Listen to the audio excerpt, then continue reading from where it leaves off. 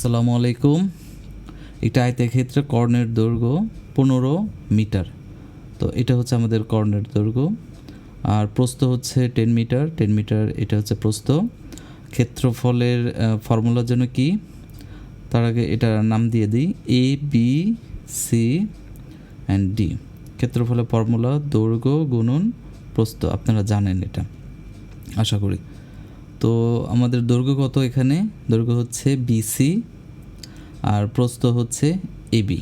বিসির ভ্যালু দেওয়া নাই, এবির ভ্যালু 10। তো বিসিটাকে ফাইন্ড আউট করতে হবে, এটা আপাতত এখানে রেখে দিই। কেমন দেখেন, এটা হচ্ছে একটা ত্রিভুজ, তাই না? আর এটা হচ্ছে আমাদের 90 ডিগ্রি, তার মানে এটা হচ্ছে সমকোণী ত্রিভুজ। সমকোণী ত্রিভুজে আপনার ওই পিথাগোরাস ফর্মুলাটা ইউজ করতে পারবেন। কী জন্য পিথাগোরাস ফর্মুলা? পিথাগোরাস ফর্মুলা হচ্ছে অতিভুজ স্কোয়ার ইকুয়ালস টু লম্ব স্কোয়ার প্লাস ভূমি স্কোয়ার। অতিভুজ হচ্ছে এসি স্কোয়ার, লম্ব হচ্ছে এবি স্কোয়ার, ভূমি হচ্ছে বিসি স্কোয়ার।